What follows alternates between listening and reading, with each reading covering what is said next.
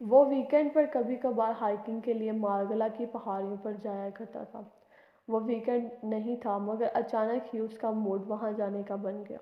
ہمیشہ کی طرح گاڑی نیچے پارک کر کے وہ ایک بیگ اپنی پشت پر ڈالے ہائکنگ کرتا رہا۔ واپسی کا سفر اس نے تب شروع کیا جب سائے لمبے ہونے لگے۔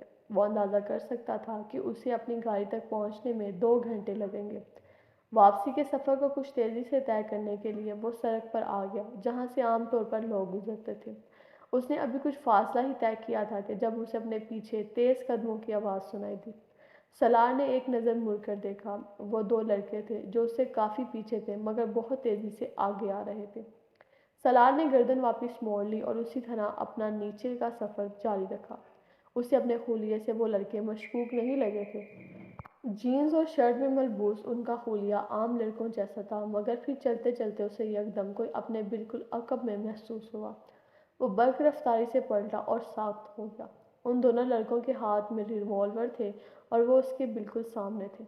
اپنے ہاتھ اوپر کر لو ورنہ ہم تمہیں شوٹ کر دیں گے، ان میں سے ایک نے بلند آواز میں کہا۔ سالار نے بے اختیار اپنے ہاتھ اوپر اٹھا دیے۔ ان میں سے ایک اس کے پیچھے گیا اور بہت تیزی سے اس نے اسے کھینچتے ہوئے دھکا دیا۔ سالار لڑکھڑایا مگر سنبھل گیا۔ ادھر چلو، سالار نے کسی قسم کی مزاحمت کیے بغیر ان کی طرف جانا شروع کر دیا جہاں وہ اسے سڑک سے ہٹانا چاہتے تھے تاکہ کوئی یکدم وہاں نہ آ جائے۔ ان میں سے ایک تقریباً اسے دھکیلتے ہوئے اس راستے سے ہٹا کر جھاڑیوں اور درختوں کے بہت اندر تک لے گیا۔ گھٹنوں کے بل بیٹھو، اس نے درستی سے اس سے کہا۔ سالار نے خاموشی سے اس کے حکم پر عمل کیا۔ وہ جانتا تھا کہ وہ لوگ اس کی چیزیں چھینیں گے اور پھر اسے چھوڑ دیں گے اور وہ ایسا کوئی کام نہیں کرنا چاہتا تھا جس پر وہ دونوں مشتعل ہو کر اسے نقصان پہنچاتے۔ ان میں سے ایک اس کے پیچھے گیا اور اس نے اس کی پشت پر لٹکا ہوا چھوٹا سا بیگ اتار لیا۔ اس بیگ میں ایک کیمرہ، چند فلم رول، بیٹری، ٹیلی اسکوپ، فرسٹ ایڈ کٹ، والیٹ، پانی کی بوتل اور چند کھانے کی چیزیں تھیں۔ جس لڑکے نے بیگ اتارا تھا وہ بیگ کھول کر اندر موجود چیزوں کو دیکھنے کا جائزہ لیتا رہا۔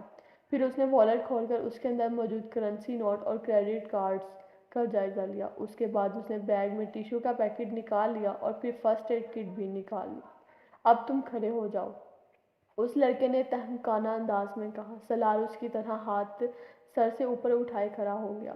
اس لڑکے نے اس کی پشت پر جا کر اس کی شارٹس کی جیبوں میں ہاتھ ڈال کر انہیں ٹٹولا اور اس میں موجود گاڑی کی چابی نکال لی۔ گڈ، کار ہے؟ سالار کو پہلی بار کچھ تشویش ہوئی۔ تم لوگ میرا بیگ لے جاؤ مگر کار کو رہنے دو، سالار نے پہلی بار انہیں مخاطب کیا۔ کیوں؟ کار کو کیوں رہنے دیں؟ تم ہماری خالہ کے بیٹے ہو کہ کار کو رہنے دیں؟ اس لڑکے نے درشت لہجے میں کہا۔ تم لوگ اگر کار لے جانے کی کوشش کرو گے تو تمہیں بہت سے پرابلمز ہوں گی۔ صرف کار کی چابی مل جانے سے تم کار نہیں لے جا سکو گے، اس میں اور بھی بہت سے لوگ ہیں، سالار نے ان سے کہا۔ وہ ہمارا مسئلہ ہے، تمہارا نہیں، اس لڑکے نے اس سے کہا اور پھر آگے بڑھ کر اس کی آنکھ سے گلاسز کھینچ لیے۔ اپنے جوگرز اتار دو، سالار نے حیرانی سے اسے دیکھا۔ جوگرز کس لیے؟ اس بار اس لڑکے نے جواب دینے کی بجائے پوری وقت سے ایک تھپڑ سالار کے منہ پر مارا۔ وہ لڑکھڑا گیا۔ چند لمحوں کے لیے اس کی آنکھوں کے سامنے تارے ناچ گئے۔ دوبارہ کوئی سوال مت کرنا، جوگرز اتارو۔ سالار خشمگین نظروں سے اسے دیکھنے لگا۔ دوسرے لڑکے نے اس پر تانے ہوئے ریوالور کی چیمبر کو ایک بار جتانے والے انداز میں حرکت دی۔ پہلے لڑکے نے ایک اور تھپڑ اس بار سالار کی دوسری گھر پر دے مارا۔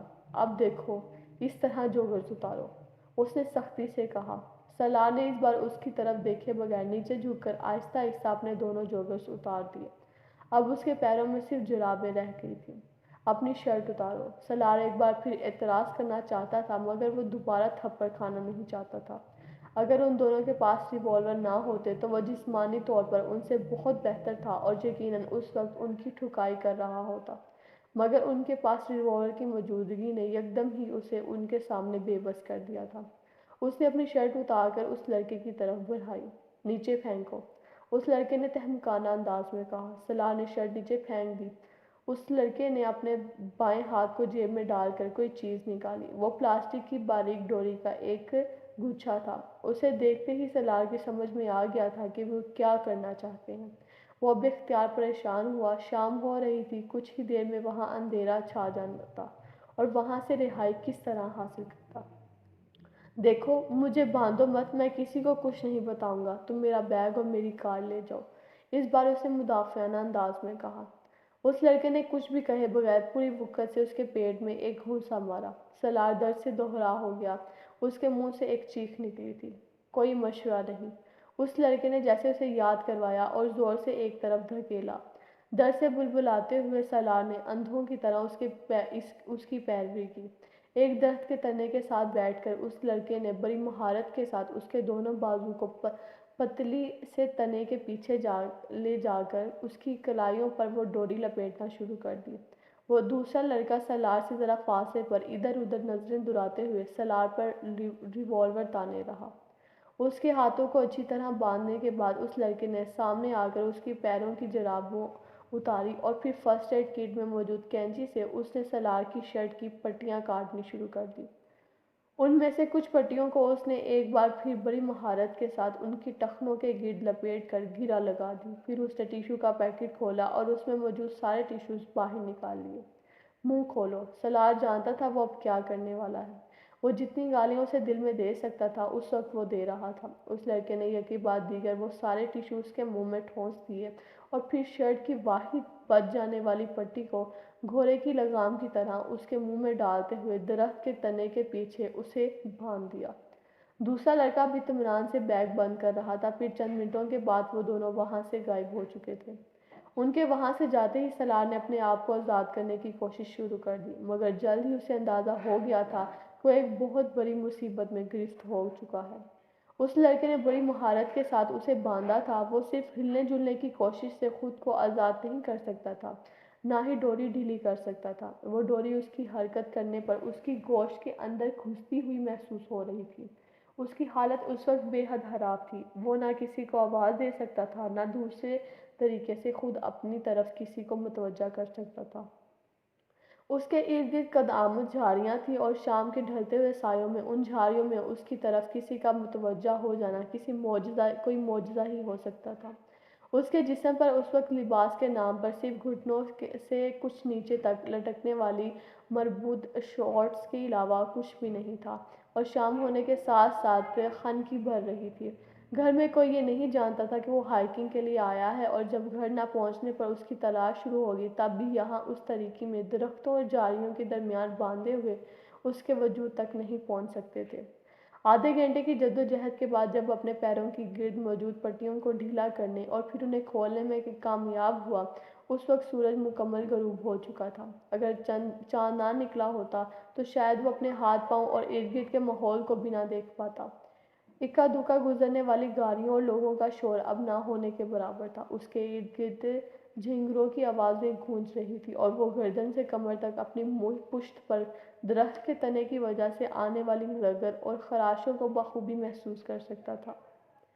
درخت کی دوسری طرف اس کے ہاتھوں کی کلائیوں میں موجود ڈوری اب اس کے گوشت میں اتری ہوئی تھی۔ وہ ہاتھوں کو مزید حرکت دینے کے قابل نہیں رہا تھا۔ وہ کلائیوں سے اٹھتی ٹیسیں برداشت نہیں کر پا رہا تھا۔ اس کے منہ کے اندر موجود ٹیشو اب گھل چکے تھے اور اس کے گلنے کی وجہ سے وہ منہ میں لگام کی طرح کسی کوئی پٹی کو حرکت دینے لگا تھا، مگر وہ گلے سے آواز نکالنے میں اب بھی بری طرح ناکام تھا، کیونکہ وہ ان گلے ہوئے ٹیشوز کو نہ نگل سکتا تھا نہ اگل سکتا تھا۔ وہ اتنے زیادہ تھے کہ وہ انہیں چیونگ گم کی طرح چبانے میں بھی ناکام تھا۔ اس کے جسم میں کپکپی طاری ہو رہی تھی۔ وہ صبح تک اس حالت میں وہاں یقیناً ٹھہر ٹھہر کر مر جاتا، اگر خوف یا کسی زہریلے کیڑے کے کاٹنے سے نہ مرتا تو۔ اس کے جسم پر اب چھوٹے چھوٹے کیڑے رینگ رہے تھے اور بار بار وہ اسے کاٹ رہے تھے۔ وہ اپنی بھرنگا ٹانگوں پر کاٹنے والے کیڑوں کو جھٹک رہا تھا، مگر باقی جسم پر رینگنے والے کیڑوں کو جھٹکنے میں ناکام تھا، اور وہ نہیں جانتا تھا کہ اس چھوٹے کیڑوں کے بعد اسے اور کن کیڑوں کا سامنا کرنا پڑے گا، اور اگر وہاں بچھو اور سانپ ہوتے تو۔ وقت گزرنے کے ساتھ ساتھ اس کی حالت مزید خراب ہو رہی تھی۔ آخر یہ سب میرے ساتھ کیوں ہوا ہے؟ آخر میں نے کیا کیا ہے؟ وہ بے چارگی سے سوچنے میں مصروف تھا۔ اور میں یہاں مر گیا تو میری لاش تک دوبارہ کسی کو نہیں ملے گی۔ کیڑے مکوڑے اور جانور مجھے کھا جائیں گے۔ اس کی حالت گیر ہونے لگی۔ ایک عجیب طرح کے خوف نے اسے اپنے گرفت میں لے لیا۔ تو کیا میں اس طرح مروں گا، یہاں اس حالت میں، بے لباس، بے نشان؟ گھر والوں کو پتہ تک نہیں ہوگا میرے بارے میں۔ کیا میرا انجام یہ ہونا ہے؟ اس کے دل کی دھڑکن رکنے لگی۔ اسے اپنی موت سے یکدم خوف آیا، اتنا خوف کہ اسے سانس لینا مشکل لگنے لگا۔ اسے یوں لگا جیسے موت اس کے سامنے اسے چند قدم کے فاصلے پر کھڑی ہو، اس کے انتظار میں، یہ دیکھنے کہ وہ کس طرح سسک سسک کر مرتا ہے۔ وہ درد کی پرواہ کیے بغیر ایک بار پھر اپنی کلائیوں کی ڈوری کو توڑنے یا ڈھیلے کرنے کی کوشش کرنے لگا۔ اس کے بازو شل ہونے لگے۔ 15 منٹ بعد اسے ایک بار پھر اپنی جدوجہد چھوڑ دی اور اس وقت اسے احساس ہوا کہ اس کے منہ کی پٹی ڈھیلی ہو گئی تھی۔ وہ گردن کو ہلاتے ہوئے اسے منہ سے نکال سکتا تھا۔ اس کے بعد اس نے ٹشو نکال دیے تھے۔ اگلے کئی منٹ وہ گہری سانس لیتا رہا، پھر وہ بلند آواز میں اپنی مدد کے لیے آوازیں دینے لگا، اتنی بلند آواز میں جتنی وہ کوشش کر سکتا تھا۔ اس کا اندازہ بالکل بزیاتی تھا۔ آدھے گھنٹے تک مسلسل آوازیں دیتے رہنے کے بعد اس کی ہمت اور گلا دونوں جواب دے گئے۔ اس کا سانس پھول رہا تھا، یوں جیسے وہ کئی میل دوڑ رہا ہو، مگر اب بھی کوئی اس کی مدد کے لیے نہیں آیا تھا۔ کلائی کے زخم اب اس کے لیے ناقابل برداشت ہو رہے تھے اور کیڑے اب اس کے چہرے اور گردن پر بھی کاٹ رہے تھے۔ وہ نہیں جانتا تھا کہ یکدم اسے کیا ہوا، بس وہ بلند آواز میں بچوں کی طرح پھوٹ پھوٹ کر رونے لگا۔ وہ زندگی میں پہلی بار بری طرح رو رہا تھا۔ شاید زندگی میں پہلی بار اسے اپنی بے بسی کا احساس ہو رہا تھا، اور اس وقت درخت کے اس کے تنے کے ساتھ باندھے سسکتے ہوئے اسے احساس ہوا کہ وہ مرنا نہیں چاہتا ہے۔ وہ موت سے اسی طرح خوفزدہ ہو رہا تھا جس طرح نیو ہیون میں ہوا تھا۔ وہ نہیں جانتا تھا وہ کتنی دیر اسی طرح بے بسی کے عالم میں بلند آواز میں روتا رہا، پھر اس کے آنسو خشک ہونے لگے۔ شاید وہ اتنا تھک چکا تھا کہ اب رونا بھی اسی کے لیے ممکن نہیں رہا۔ نڈال سا ہو کر اس نے درخت کے تنے سے سر ٹکاتے ہوئے آنکھیں بند کر لیں۔ اس کے کندھوں اور بازوؤں میں اتنا درد ہو رہا تھا کہ اسے لگ رہا تھا وہ کچھ دیر میں مفلوج ہو جائیں گے، پھر وہ کبھی انہیں حرکت نہیں دے سکے گا۔ میں نے کبھی کسی کے ساتھ اس طرح نہیں کیا، پھر میرے ساتھ یہ سب کیوں ہوا؟ اس کی آنکھوں سے ایک بار پھر آنسو بہنے لگے۔ سالار، میرے لیے پہلے ہی بہت سی پرابلمز ہیں، تم اس میں اضافہ نہ کرو۔ میری زندگی پہلے بہت مشکل ہے اور ہر گزرتے دن کے ساتھ اور مشکل ہوتی جا رہی ہے۔ کم از کم تم تو میری سچویشن کو سمجھو، میری مشکلات کو مت بڑھاؤ۔ درخت کے تنے کے ساتھ ٹیک لگائے سالار نے اپنی آنکھیں کھول دیں۔ اس کا حلق خشک ہو رہا تھا۔ نیچے، بہت دور اسلام آباد کی روشنیاں نظر آ رہی تھیں۔ میں تمہارے مسائل میں اضافہ کرنے کی کوشش کر رہا ہوں۔ میں، مائی ڈیئر امامہ، میں تو تمہاری مدد میں گھل رہا ہوں، تمہارے مسائل ختم کرنے کی کوشش کر رہا ہوں۔ تم خود سوچو، میرے ساتھ رہ کر تم کتنی اچھی اور محفوظ زندگی گزار سکتی ہو۔ سالار نے اپنے ہونٹ پیچھ لیے۔ سالار، مجھے طلاق دے دو، بربرائی ہوئی لجاجت آمیز آواز۔ سویٹ ہارٹ، تم کورٹ میں جا کر لے لو، جیسا کہ تم کہہ چکی ہو۔ وہ اب چپ چاپ خود سے بہت سے دور نظر آنے والی روشنیوں کو دیکھ رہا تھا۔ کوئی اس کے سامنے جیسے آئینہ لے کر کھڑا ہو گیا تھا، جس میں وہ اپنا عکس دیکھ سکتا تھا اور اپنے ساتھ ساتھ کسی اور کا بھی۔ میں نے امامہ کے ساتھ صرف مذاق کیا تھا، وہ بڑبڑایا۔ میں اسے کوئی تکلیف پہنچانے کا ارادہ نہیں رکھتا تھا۔ اسے اپنے الفاظ کھوکھلے لگے۔ وہ پتہ نہیں کس کو وضاحت دینے کی کوشش کر رہا تھا۔ بہت دیر تک وہ اسی طرح اسلام آباد کی روشنی کو دیکھتا رہا، پھر اس کی آنکھیں دھندلانے لگیں۔ میں مانتا ہوں مجھ سے کچھ غلطیاں ہو گئی ہیں۔ اس بار اس کی آواز برائی ہوئی سرگوشی تھی۔ میں نے جانتے بوجھتے اس کے لیے مسائل کھڑے کرنے کی کوشش کی۔ میں نے اسے دھوکہ دیا، مگر مجھ سے غلطی ہو گئی اور مجھے پچھتاوا بھی ہے۔ میں جانتا ہوں میرے طلاق نہ دینے سے اور جلال کے بارے میں جھوٹ بول دینے سے اسے بہت زیادہ پریشانی کا سامنا کرنا پڑا ہوگا۔ مجھے واقعی پچھتاوا ہے اس سب کے لیے، مگر اس کے علاوہ تو میں نے کسی اور کو کبھی دھوکہ نہیں دیا، کسی کے لیے پریشانی کھڑی نہیں کی۔ وہ ایک بار پھر رونے لگا۔ میرے خدا، اگر ایک بار میں یہاں سے بچ گیا، میں یہاں سے نکل گیا، تو میں امامہ کو ڈھونڈوں گا، میں اسے طلاق دے دوں گا، میں جلال کے بارے میں بھی اسے سچ بتا دوں گا۔ بس ایک بار آپ مجھے یہاں سے جانے دیں۔ وہ اب پھوٹ پھوٹ کر رو رہا تھا۔ پہلی بار اسے احساس ہو رہا تھا کہ امامہ نے اس کے طلاق دینے سے انکار کرنے پر کیا محسوس کیا ہوگا۔ شاید اسی طرح اس نے بھی اپنے ہاتھ باندھے ہوئے محسوس کیے ہوں گے جس طرح وہ کر رہا تھا۔ وہاں بیٹھے ہوئے پہلی بار وہ امامہ کی بے بسی، خوف اور تکلیف کو محسوس کر سکتا تھا۔ اس نے جلال انصر کی شادی کے بارے میں اس سے جھوٹ بولا تھا اور اس جھوٹ پر امامہ کے چہرے کا تاثر اسے اب بھی یاد تھا۔ اس وقت وہ اس تاثر سے بے حد محظوظ ہوا تھا۔ وہ اسلام آباد سے لاہور تک تقریباً پوری رات روتی رہی تھی اور وہ بے حد مسرور تھا۔ وہ اس وقت اس کی ذہنی اور جذباتی کیفیت کا اندازہ کر سکتا تھا۔ اس اندھیری رات میں اس گاڑی میں سفر کرتے ہوئے اسے اپنے آگے اور پیچھے کچھ بھی نظر نہیں آ رہا ہوگا۔ واحد پناہ گاہ جس کا وہ سوچ کر نکلی تھی وہ جلال انصر کا گھر تھا، اور سالار سکندر نے اسے وہاں جانے نہیں دیا تھا۔ وہ رات کے اس پہر وہاں اعصاب میں اترنے والی تاریکی میں بیٹھ کر ان اندیشوں اور خوف کا اندازہ کر سکتا تھا جو اس رات امامہ کو رلا رہے تھے۔ مجھے افسوس ہے، مجھے واقعی افسوس ہے، لیکن میں کیا کر سکتا ہوں؟ اگر وہ مجھے دوبارہ ملتی میں اسے ایکسکیوز کر لوں گا، میں جس حد تک ممکن ہوا اس کی مدد کروں گا، مگر اس وقت تو میں کچھ بھی نہیں کر سکتا۔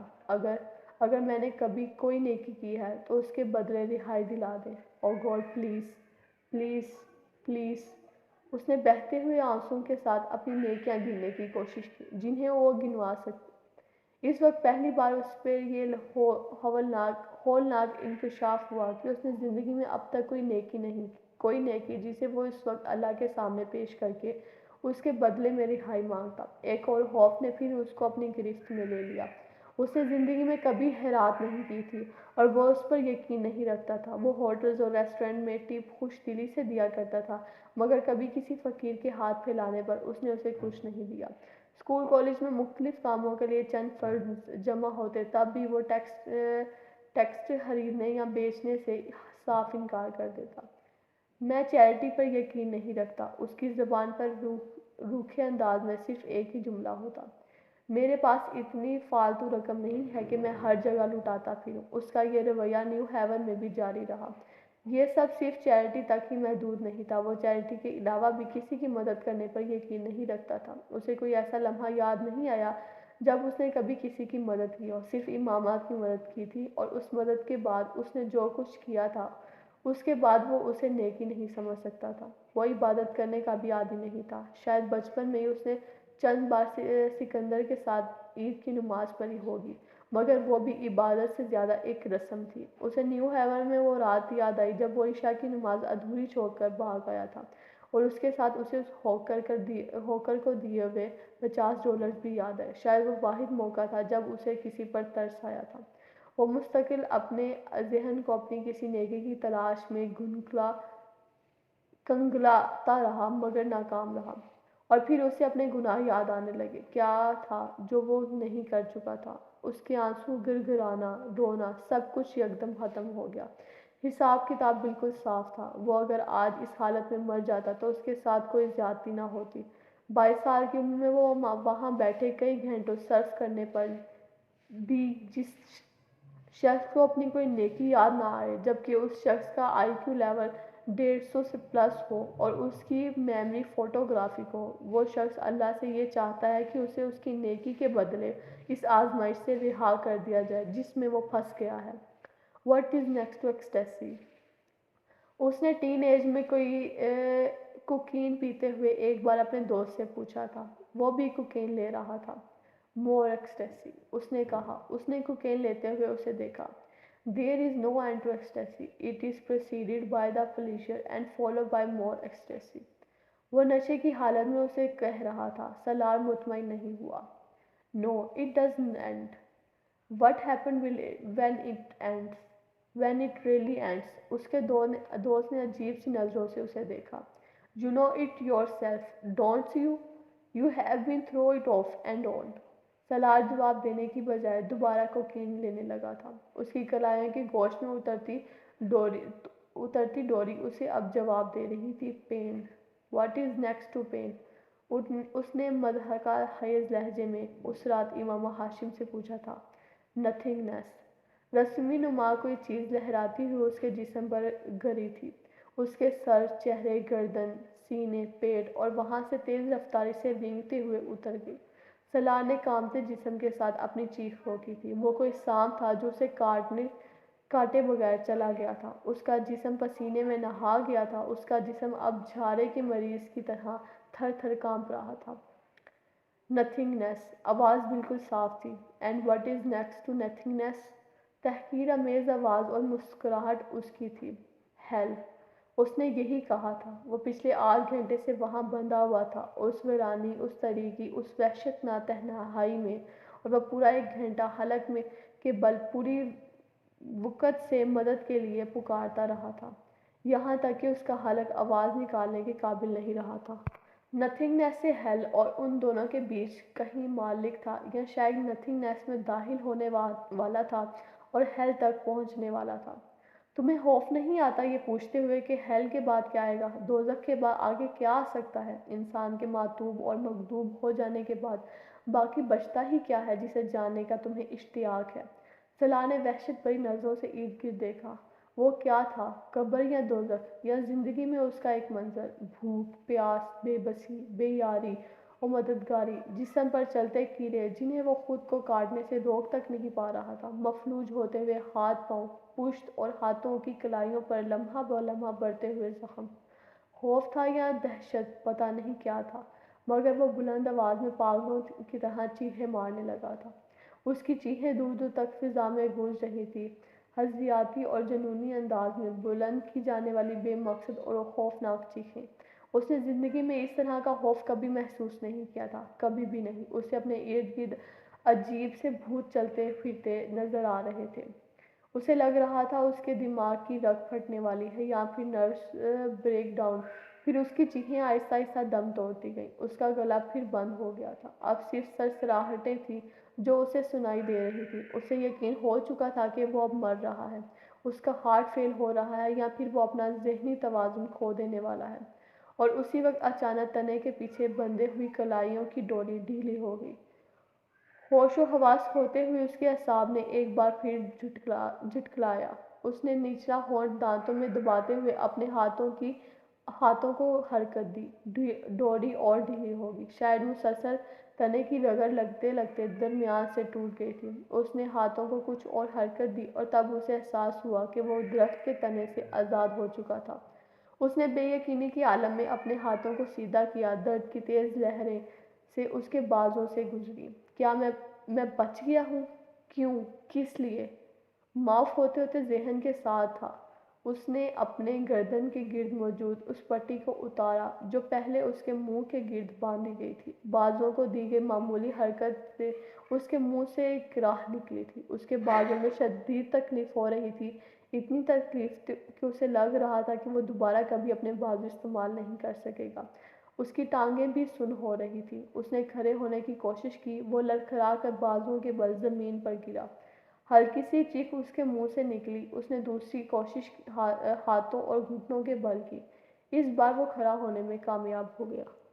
وہ دونوں لڑکے اس کے جوگرز اور گھڑی بھی لے جا چکے تھے، اس کی جرابیں وہیں کہیں پڑی تھیں۔ وہ اندھیرے میں انہیں ٹٹول کر پہن سکتا تھا، مگر بازوؤں اور ہاتھوں کو استعمال میں لانا پڑتا، اور وہ اس وقت یہ کام کرنے کے قابل نہیں تھا، نہ جسمانی طور پر نہ ذہنی طور پر۔ وہ اس وقت صرف وہاں سے نکلنا چاہتا تھا، ہر قیمت پر۔ اندھیرے میں ٹھوکریں کھاتا، جھاڑیوں سے الجھتا، خراشیں لیتا، وہ کسی نہ کسی طرح اس راستے پر آ گیا تھا جس راستے سے وہ دونوں ہٹا کر اسے وہاں لے آئے تھے، اور پھر ننگے پاؤں اس نے نیچے کا سفر طے کیا۔ اس کے پیروں میں پتھر اور کنکریاں چبھ رہی تھیں، مگر وہ جس ذہنی اور جسمانی اذیت کا شکار تھا، اس کے سامنے یہ کچھ بھی نہیں تھا۔ وہ یہ نہیں جانتا تھا کہ وہ وقت کیا ہوا تھا، مگر اسے یہ اندازہ تھا کہ آدھی رات سے زیادہ گزر چکی ہے۔ اسے نیچے آنے میں کتنا وقت لگا، اس نے یہ سفر کس طرح طے کیا، وہ نہیں جانتا تھا۔ اسے صرف یہ یاد تھا کہ وہ پورے راستے بلند آواز سے روتا رہا تھا۔ اسلام آباد کی سڑکوں پر آ کر اسٹریٹ لائٹس کی روشنی میں بھی اس نے اپنے حلیے کو دیکھنے کی کوشش نہیں کی، نہ ہی کہیں رکنے کی کوشش کی، نہ ہی کسی سے مدد لینے کی۔ وہ اسی طرح روتا ہوا لڑکھڑاتے قدموں کے ساتھ اس سڑک کے کنارے فٹ پاتھ پر چلتا رہا۔ وہ پولیس کی ایک پیٹرولنگ کار کی جس نے سب سے پہلے اسے دیکھا تھا، اور اس کے پاس آ کر رک گئی۔ اندر موجود کانسٹیبل نے اس کے سامنے نیچے اترے اور اسے روک لیا۔ وہ پہلی بار ہوش و حواس میں آیا تھا، مگر اس وقت بھی وہ اپنی آنکھوں سے بہتے ہوئے آنسو پر قابو پانے میں ناکام ہو رہا تھا۔ وہ لوگ اب اس سے کچھ پوچھ رہے تھے، مگر وہ کیا جواب دیتا؟ اگلے 15 منٹ میں وہ ایک ہاسپٹل میں تھا جہاں اسے فرسٹ ایڈ دی گئی۔ وہ اس سے اس کے گھر کا پتہ پوچھ رہے تھے، مگر اس کا گلا بند تھا، وہ انہیں کچھ بھی نہیں بتانے کے قابل تھا۔ سوجے ہوئے ہاتھوں کے ساتھ اس نے ایک کاغذ پر اپنے گھر کا فون نمبر اور ایڈریس گھسیٹ دیا۔ ابھی اور کتنی دیر اسے یہاں رکنا پڑے گا؟ زیادہ دیر نہیں، جیسے ہی ہوش آتا ہے ہم دوبارہ چیک اپ کریں گے، پھر ڈسچارج کر دیں گے۔ زیادہ شدید قسم کی چیز نہیں ہے، بس گھر میں کچھ دنوں تک مکمل طور پر ریسٹ کرنا پڑے گا۔ اس کا ذہن لاشعوری سے شعور کا سفر طے کر رہا تھا۔ پہلے جو صرف بے معنی آوازیں تھیں، اب وہ انہیں مفہوم پہناتا رہا تھا۔ آوازوں کو پہچان رہا تھا، اور ان میں سے ایک آواز سکندر عثمان کی تھی، دوسری یقیناً کسی ڈاکٹر کی تھی۔ سلار نے آہستہ آہستہ آنکھیں کھول دیں۔ اس کی آنکھیں یکدم چندھیا گئی تھیں۔ کمرے میں بہت تیز روشنی تھی، یا کم از کم اسے ایسا لگ رہا تھا۔ وہ ان کی فیملی ڈاکٹر کا پرائیویٹ کلینک تھا۔ وہ ایک بار پہلے بھی یہاں ایسے ہی ایک کمرے میں رہ چکا تھا، اور یہ پہچاننے کے لیے ایک نظر ہی کافی تھی کہ اس کا ذہن بالکل صحیح کام کر رہا تھا۔ جسم کے مختلف حصوں میں ہونے والی درد کا احساس اسے پھر ہونے لگا تھا، اس کے باوجود کہ اب وہ ایک بہت نرم اور آرام دہ بستر میں تھا۔ اس کے جسم پر وہ لباس نہیں تھا جو اس نے سرکاری ہاسپٹل میں پہنا تھا جہاں سے لے جایا گیا تھا۔ وہ ایک اور لباس میں ملبوس تھا، اور یقیناً اس کے جسم کو پانی کی مدد سے صاف بھی کیا گیا تھا، کیونکہ اسے آدھے بازو والی شرٹ سے جھانکتے اپنے بازو پر کہیں بھی مٹی یا گرد نظر نہیں آ رہی تھی۔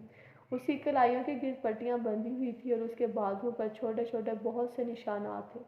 بازو اور ہاتھ سوجے ہوئے تھے، اور وہ اندازہ کر سکتا تھا کہ ایسے ہی بہت سے نشانات اس کے چہرے اور جسم کے دوسرے حصوں پر بھی ہوں گے۔ اسے اپنی ایک آنکھ بھی سوجی ہوئی محسوس ہو رہی تھی، اور اس کے جبڑے بھی دکھ رہے تھے، مگر اس سے بھی زیادہ برا حال گلے کا تھا۔ اس کے بازو میں ایک ڈرپ لگی ہوئی تھی جو اب تقریباً ختم ہونے والی تھی۔ پہلی بار اس کو ہوش میں ڈاکٹر نے ہی دیکھا تھا۔ وہ ان کا فیملی ڈاکٹر نہیں تھا، شاید اس کے ساتھ کام کرنے والا کوئی اور فزیشین تھا۔ اس نے سکندر کو اس کی طرف متوجہ کیا۔ ہوش آ گیا۔ سلار نے ایک صوفے پر بیٹھی طیبہ کو اپنی طرف بڑھتے دیکھا، مگر سکندر آگے نہیں آئے تھے۔ ڈاکٹر اب اس کے پاس آ کر اس کی نبض چیک کر رہا تھا۔ اب تم کیسا محسوس کر رہے ہو؟ سلار جواب میں کچھ کہنا چاہتا تھا، مگر اس کی حلق سے آواز نہیں نکل سکی۔ وہ صرف منہ کھول کر رہ گیا۔ ڈاکٹر نے ایک بار پھر اپنا سوال دہرایا۔ سلار نے تکیے پر رکھا ہوا اپنا سر نفی میں ہلایا۔ بولنے کی کوشش کرو۔ ڈاکٹر شاید پہلے ہی اس کے گلے کی پرابلم کے بارے میں جانتا تھا۔ سلار نے ایک بار پھر نفی میں سر ہلایا۔ ڈاکٹر نے نرس کے ہاتھ میں پکڑی ہوئی ٹرے سے ایک ٹارچ نما آلہ اٹھایا۔ منہ کھولیں۔ سلار نے دیکھتے جبڑوں کے ساتھ اپنا منہ کھول دیا۔ ڈاکٹر کچھ دیر اس کے حلق کا معائنہ کرتا رہا، پھر اس نے ٹارچ بند کر دی۔ گلے کا تفصیلی چیک اپ کرانا پڑے گا، اس نے مڑ کر سکندر عثمان کو بتایا۔ پھر اس نے ایک رائٹنگ پیڈ اور پین سلار کی طرف بڑھایا۔ نرس تب تک اس کے بازو میں لگی ڈرپ اتار چکی تھی۔ اٹھ کر بیٹھو اور بتاؤ کیا ہوا ہے گلے کو۔ اسے اٹھ کر بیٹھنے میں کوئی دقت نہیں ہوئی۔ نرس نے تکیہ اس کے پیچھے رکھ دیا تھا، اور وہ رائٹنگ پیڈ پر ہاتھ میں لیے سوچ رہا تھا۔ کیا ہوا تھا گلے کو، جسم کو، دماغ کو؟ وہ کچھ بھی لکھنے کے قابل نہیں تھا۔ سوجی انگلیوں میں پکڑے پین کو وہ دیکھتا رہا۔ اسے یاد تھا کہ اس کے ساتھ کیا ہوا تھا۔ اسے اپنی وہ چیخیں یاد آ رہی تھیں جنہوں نے اب اسے بولنے کے قابل نہیں چھوڑا تھا۔ کیا لکھا جائے، یہ کہ مجھے ایک پہاڑ پر ساری چیزیں چھین کر باندھ دیا گیا تھا، یا پھر یہ کہ مجھے چند گھنٹوں کے لیے زندہ قبر میں اتار گیا تھا تاکہ مجھے سوالوں کا جواب مل جائے۔ What is next to ecstasy? وہ سفید صاف کاغذ کو دیکھتا رہا، پھر اس نے مختصر سی تحریر میں اپنے ساتھ ہونے والا واقعہ تحریر کر دیا۔ ڈاکٹر نے رائٹنگ پیڈ پکڑ کر ایک نظر ان 7-8 جملوں پر ڈالی، اور پھر اسے سکندر عثمان کی طرف بڑھا گیا۔ آپ کو چاہیے کہ فوری طور پر پولیس سے رابطہ کریں تاکہ وہ برآمد کیے جا سکیں۔ پہلے ہی کافی دیر ہو گئی ہے، پتہ نہیں وہ گاڑی کہاں سے کہاں لے جا چکے ہوں گے۔ ڈاکٹر نے ہمدردانہ انداز میں سکندر کو مشورہ دیا۔ سکندر نے رائٹنگ پیڈ پر ایک نظر ڈالی۔ ہاں، میں پولیس سے کانٹیکٹ کرتا ہوں۔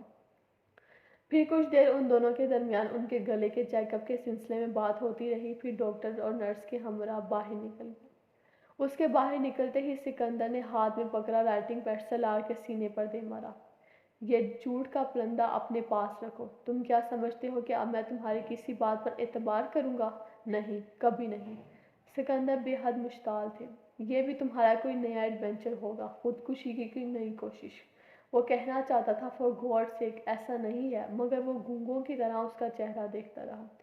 میں کیا کہوں ڈاکٹر سے کہ اس کو عادت ہے ایسے تماشوں اور ایسی حرکتوں کی، یہ پیدا ہی ان کاموں کے لیے ہوا ہے۔ سلار نے سکندر عثمان کو کبھی اس حد تک مشتعل نہیں دیکھا تھا۔ شاید وہ واقعی اب اس سے تنگ آ چکے تھے۔ طیبہ خاموشی کے ساتھ پاس کھڑی تھی۔ ہر سال ایک نیا تماشا، ایک نئی مصیبت۔ آخر تمہیں پیدا کر کے کیا گناہ کر بیٹھے ہیں ہم؟ سکندر عثمان کو یقین تھا کہ یہ بھی اس کے نئے ایڈونچر کا حصہ تھا۔ جو لڑکا 4 بار خود کو مارنے کی کوشش کر سکتا ہے، اس کے ہاتھ پاؤں پر موجود ان زخموں کو کوئی ڈکیتی قرار دے سکتا ہے؟ کوئی نہیں ڈکیتی قرار دے سکتا، اور وہ بھی اس صورت میں جب اس واقعے کا کوئی گواہ نہیں تھا۔ سالار کو شیر آیا والی کہانی یاد آئی۔ بعض کہانیاں واقعی سچی ہوتی ہیں۔ وہ بار بار جھوٹ بول کر اب اپنا اعتبار گنوا چکا تھا۔ شاید وہ سب کچھ ہی گنوا چکا تھا، اپنی عزت، خود اعتمادی، غرور، فخر، ہر چیز کو وہ کسی پامال میں ہر چیز وہ کسی پاتال میں پہنچ گیا تھا۔ کوئی نیا ڈرامہ کیے بغیر دن گزرے تھے۔ کوئی نیا ڈرامہ کیے بغیر بڑے دن گزر گئے تھے۔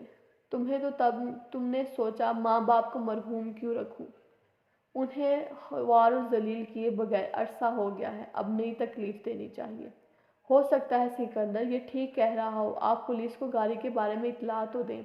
اب طیبہ رائٹنگ پیڈ پر لکھی ہوئی تحریر پڑھنے کے بعد سکندر سے کہہ رہی تھی، یہ ٹھیک کہہ رہا ہے، کبھی آج تک ٹھیک کہا ہے اس نے؟ مجھے اس بکواس سے ایک لفظ پر بھی یقین نہیں ہے۔ تمہارا یہ بیٹا کسی دن مجھے اپنی کسی حرکت کی وجہ سے پھانسی پر چڑھا دے گا، یا تم کہہ رہی ہو کہ پولیس کو اطلاع دوں، اپنا مذاق بنواؤں۔ کار کے ساتھ بھی کچھ نہ کچھ کیا ہوگا اس نے، بیچ دی ہوگی یا کسی کو کہیں پھینک آیا ہوگا۔ وہ اب اسے واقعی گالیاں دے رہے تھے۔ اس نے کبھی انہیں گالیاں دیتے ہوئے نہیں سنا تھا، وہ صرف ڈانٹا کرتے تھے اور ان کی ڈانٹ پر بھی مشتعل ہو جایا کرتا تھا۔ چاروں بھائیوں میں وہ واحد تھا جو ماں باپ کی ڈانٹ سننے کا بھی روادار نہیں تھا۔ وہ اس سے بات کرتے ہوئے سکندر بہت محتاط ہوا کرتے تھے، کیونکہ وہ کبھی بھی کسی بھی بات پر مشتعل ہو جایا کرتا تھا، مگر آج پہلی دفعہ سالار کو ان کی گالیوں پر غصہ نہیں آیا تھا۔ وہ اندازہ کر سکتا تھا کہ اس نے انہیں کس حد تک زج کر دیا ہے۔ وہ پہلی بار اس برڈ پر بیٹھے اپنے ماں باپ کی حالت کو سمجھنے کی کوشش کر رہا تھا۔ کافی چیزیں تھیں جو انہوں نے اسے نہیں دی تھی۔ اس کے منہ سے نکلنے سے پہلے وہ اس کی فرمائش پوری کر دینے کے عادی تھے، اور اس کے بدلے میں انہیں کیا دیتا رہا تھا، کیا دے رہا تھا؟ ذہنی اذیت، پریشانی، تکلیف۔ اس کے علاوہ اس کے بہن بھائیوں میں سے کسی نے ان کے لیے کوئی پریشانی نہیں کی تھی، صرف وہ ایک وہی تھا جو کسی دن تمہاری وجہ سے ہم دونوں کو خودکشی کرنی پڑے گی، تمہیں تب ہی سکون ملے گا، صرف تب ہی چین آئے گا تمہیں۔ پچھلی رات اس پہاڑ پر اس طرح بندھے ہوئے اسے پہلی بار ان کی یاد آئی تھی، پہلی بار اسے پتہ چلا کہ اسے ان کی کتنی ضرورت تھی اور ان کے بغیر کیا کرے گا۔ اس کے علاوہ اس کے لیے کون پریشان ہوگا؟ اسے سکندر کے لفظوں سے زندگی میں پہلی بار کوئی بے عزتی محسوس نہیں ہو رہی تھی۔ وہ ہمیشہ سے سکندر کے زیادہ قریب رہا تھا اور اس کے سب سے زیادہ جھگڑے بھی انہی کے ساتھ ہوتے رہتے تھے۔ میرا دل چاہ رہا ہے کہ میں دوبارہ کبھی تمہاری شکل تک نہ دیکھوں، تمہیں دوبارہ وہیں پھینکوا دوں جس جگہ کے بارے میں تم جھوٹ بول رہے ہو۔ اب بس کرو سکندر، طیبہ نے ان کو ٹوکا۔ میں بس کروں؟ یہ کیوں نہیں بس کرتا؟ کبھی تو ترس کھا لے یہ ہم لوگوں پر اور اپنی حرکتیں چھوڑ دے۔ کیا اس پر یہ فرض کر کے اسے زمین پر اتارا گیا ہے کہ یہ ہماری زندگی عذاب بنا دے؟ سکندر طیبہ کی بات پر مزید مشتعل ہو گئے۔ ابھی وہ پولیس والے بیان لینے آ جائیں گے جنہوں نے اسے سڑک پر پکڑا تھا۔ یہ بکواس پیش کرے گا ان کے سامنے کہ اس بیچارے کو کسی نے لوٹ لیا۔ اچھا تو یہ ہوتا کہ اس بار واقعی کوئی اسے لوٹتا اور اسے پہاڑ پر سے نیچے پھینکتا تاکہ میری جان چھوٹ جاتی۔ سالار بے اختیار سسکنے لگا۔ سکندر اور طیبہ بھون چار کر رہ گئے۔ وہ اپنے دونوں ہاتھ جوڑے رو رہا تھا۔ وہ زندگی میں پہلی بار اسے روتا دیکھ رہے تھے، اور وہ بھی ہاتھ جوڑے۔ وہ کیا کر رہا تھا، کیا چاہ رہا تھا، کیا بتا رہا تھا؟ سکندر عثمان بالکل ساکت تھے۔ طیبہ اس کے قریب بیڈ پر بیٹھ گئی۔ انہوں نے سالار کو اپنے ساتھ لگاتے ہوئے تھپکنے کی کوشش کی۔ وہ بچوں کی طرح ان سے لپٹ گیا۔